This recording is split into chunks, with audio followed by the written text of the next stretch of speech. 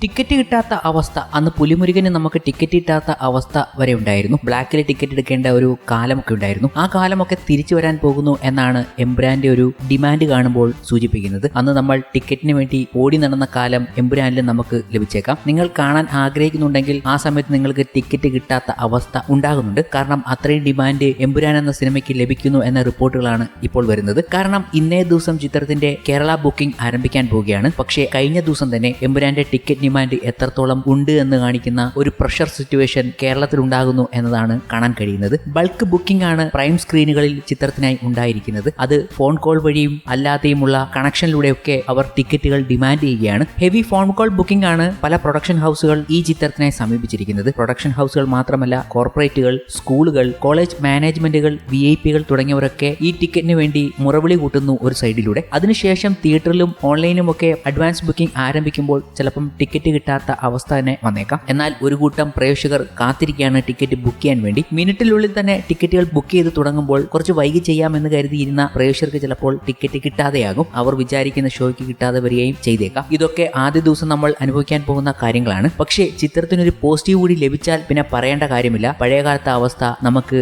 അനുഭവിക്കേണ്ടി വരും എമ്പുരാനിലൂടെ എന്നാണ് ഇപ്പോൾ പറയാൻ കഴിയുന്നത്. അഡ്വാൻസ് ബുക്കിംഗ് ഓപ്പൺ ആകാൻ പോകുന്നത് ഇന്നേ ദിവസം 9 മണിക്കാണ്. കേരളത്തിൽ ആ ഒരു തള്ളിക്കയറ്റം നമുക്ക് ഇന്നേ ദിവസം കാണാൻ സാധിക്കും. പല വമ്പൻ തിയേറ്ററുകളും ബുക്കിംഗ് ഓപ്പൺ ആകുന്ന വിവരം അറിയിച്ചുകൊണ്ട് അവരുടെ പോസ്റ്റുകളും എത്തിയിട്ടുണ്ട്. ഇന്നേ ദിവസം 9 മണിക്ക് ബുക്കിംഗ് സ്റ്റാർട്ട് ചെയ്യും, നിങ്ങളെല്ലാം തയ്യാറായിക്കോളൂ എന്നാണ് പല മെയിൻ തിയേറ്ററുകളും പറഞ്ഞുകൊണ്ടെത്തുന്നത്. കഴിഞ്ഞ ദിവസം നമ്മൾ പറഞ്ഞിരുന്നു, ഓരോ തിയേറ്റർ ഉടമകളും അവർ പ്രെഡിക്റ്റ് ചെയ്യുന്നുണ്ട് എമ്പുരാൻ ഏത് ലെവലിൽ കളക്ഷൻ ഉണ്ടാക്കി കൊടുക്കും എന്നത്. കാരണം അവരുടെയൊക്കെ പ്രസ്റ്റീജിയസ് റിലീസായി എമ്പുരാൻ മാറുകയാണ്. കൂടാതെ എമ്പുരാൻ എന്ന സിനിമയോട് അടുപ്പിച്ച് റിലീസ് ചെയ്യുന്ന പല സിനിമകളും അവരുടെ റിലീസിംഗ് ഡേറ്റുകൾ മാറ്റിവെക്കുന്ന സാഹചര്യം പോലും ഉണ്ടാകുന്നുണ്ട്. കാരണം ഇൻസെയിൻ ഡിമാൻഡാണ് എമ്പുരാൻ ലഭിക്കുന്നത്. എങ്ങാണം പോസിറ്റീവ് ആണെങ്കിൽ പിന്നെ അടുത്തെങ്ങാണം ഇറങ്ങാൻ പോകുന്ന സിനിമ പോലും വലിയ രീതിയിൽ തിയേറ്ററിൽ ഓടില്ല, കൂടാതെ സ്ക്രീനിൽ ലഭിക്കില്ല എന്നതൊക്കെ കൊണ്ട് തന്നെ കേരളത്തിൽ ഏതാണ്ട് ഉറപ്പിക്കാവുന്ന 470 സ്ക്രീനുകളിലാണ് എമ്പുരാൻ എത്താൻ പോകുന്നത് എന്നാണ് ഏറ്റവും ലേറ്റസ്റ്റ് ആയി ലഭിക്കുന്ന കൺഫർമേഷൻ. എന്നാൽ 700 സ്ക്രീനുകളിലേക്കും എത്തിക്കാനുള്ള തയ്യാറെടുപ്പുകളാണ് അണിയറയിൽ നടക്കുന്നത് എന്ന് പറയപ്പെടുന്നു. എന്തായാലും ആ മാർക്കിലേക്ക് എത്താനുള്ള ഒരുക്കങ്ങളാണ് അവർ നടത്തിക്കൊണ്ടിരിക്കുന്നത്. എല്ലാം നമുക്ക് അത്ഭുതം നൽകുന്ന കാര്യങ്ങൾ തന്നെ. എമ്പുരാൻ പോലുള്ള സിനിമകളാണ്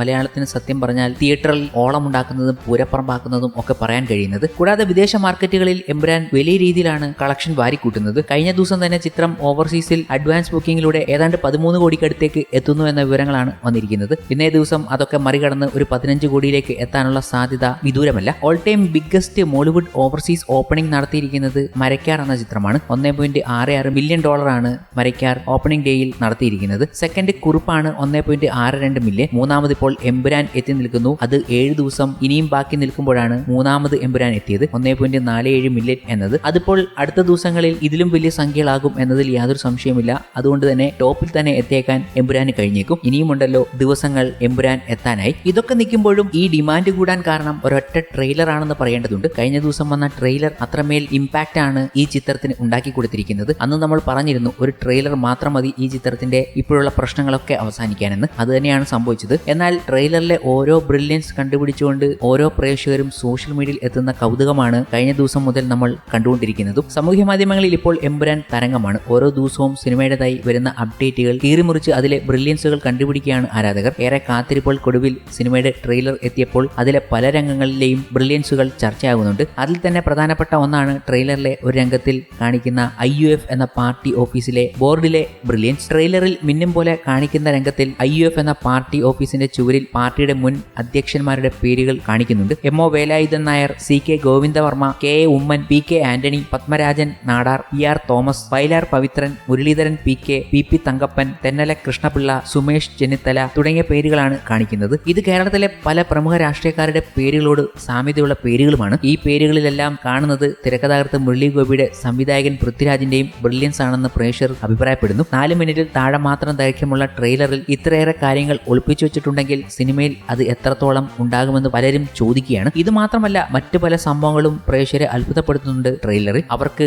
സിനിമയിലേക്ക് എത്തിക്കാനുള്ള എല്ലാ ഘടകങ്ങളും ട്രെയിലറിൽ ഒളിപ്പിച്ചു വെച്ചിട്ടുമുണ്ട്. പല ക്യാരക്ടറുകളെയും റിവീൽ ചെയ്തിട്ടില്ല. അതൊക്കെ പല ചോദ്യചിഹ്നങ്ങളുമായി പ്രേക്ഷകർ അങ്ങിങ്ങായി ചർച്ചകൾ നടത്തുകയാണ്. ഇനിയുമുണ്ട് ബ്രില്യൻസുകൾ കണ്ടുപിടിക്കാൻ പ്രേക്ഷകർക്ക്. അത് ഓരോന്നോരോന്നായി ഇങ്ങനെ വന്നുകൊണ്ടേയിരിക്കും. സിനിമാ ഗ്രൂപ്പുകളിൽ ഇതിന്റെ ഡിസ്കഷനുകൾ ഓരോന്നായി നടന്നുകൊണ്ടിരിക്കുകയാണ്.